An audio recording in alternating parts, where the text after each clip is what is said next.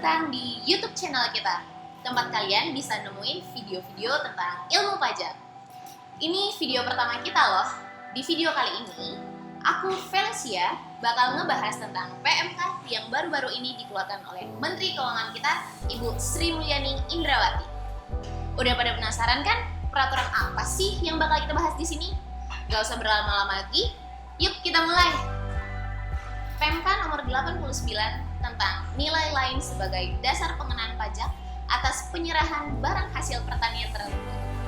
Ini merupakan fasilitas yang diberikan pemerintah untuk menstimulus perekonomian kita. Peraturan ini ditetapkan tanggal 17 Juli 2020, namun mulai berlaku pada tanggal diundangkan yaitu tanggal 27 Juli 2020. Apa aja sih yang termasuk dalam hasil pertanian tertentu ini? Terbagi atas 4 komoditi. Yang pertama, perkebunan. Yang kedua, tanaman pangan. Yang ketiga, tanaman hias dan obat.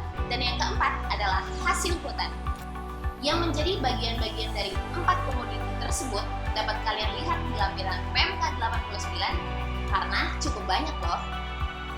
Bakal ada 5 poin penting yang akan aku sampaikan ke kalian untuk memudahkan kita memahami PMK 89. Yang pertama, mengenai DPP, dasar pengenaan pajak. DPP untuk penghitungan PPN terhadap penyerahan hasil pertanian tertentu menggunakan nilai lain. Nilai lain yang dimaksud adalah sebesar 10% dari harga jual.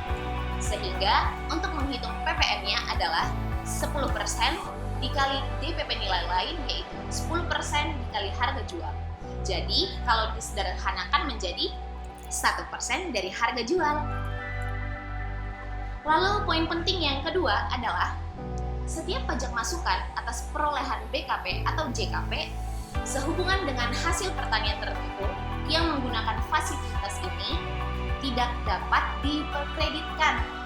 Ini nih yang berbeda dari peraturan sebelumnya. Kita masuk ke poin penting yang ketiga. Siapa sih yang ditunjuk sebagai pemungut PPN atas penyerahan hasil pertanian tertentu ini? Apakah si BKP-nya atau si badan usaha pengelola hasil pertanian tersebut? Di dalam PMK 89 ini, yang ditunjuk sebagai pemungut pajak adalah si badan usahanya. Dan mereka juga yang berkewajiban untuk menyetorkan PPN-nya ke kas negara. Mungkin banyak yang bertanya, bagaimana caranya supaya kita dapat memilih menggunakan fasilitas ini? Caranya masuk ke dalam poin penting yang keempat.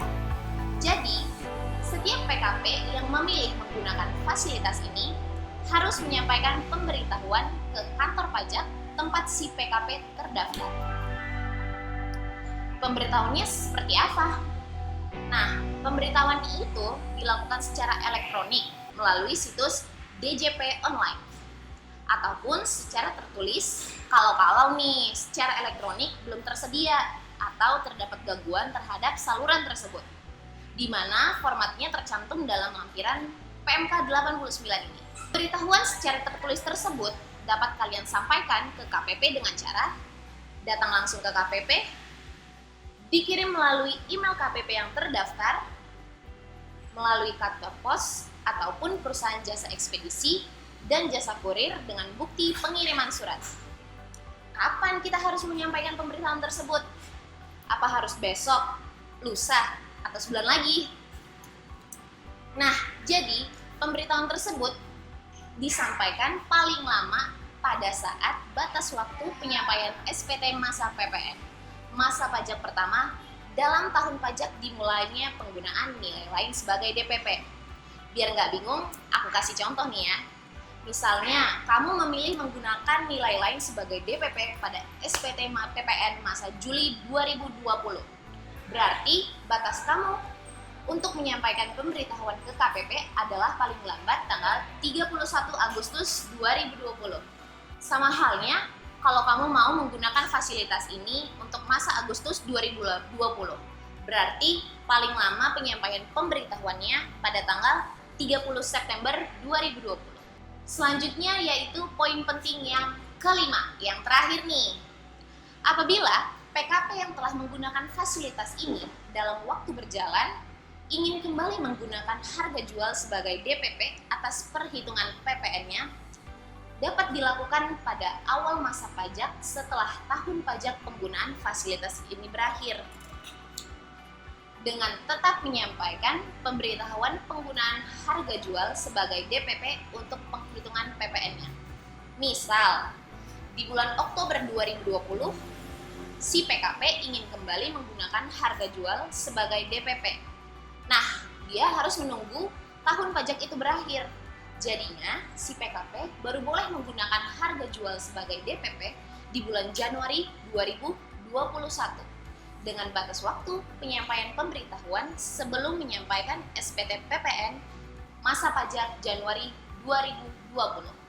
Ketika si PKP sudah menggunakan harga jual kembali sebagai DPP, maka dia tidak dapat menggunakan kembali nilai lain sebagai DPP untuk masa-masa pajak dan tahun-tahun pajak berikutnya. Ibaratnya, doi cuma dikasih satu kali kesempatan. Nah, itu dia yang menjadi poin penting yang harus kita pahami di dalam PMK 89 ini. Nantikan video tentang ilmu-ilmu pajak kita selanjutnya ya. Jangan lupa like, comment, subscribe, dan share video ini.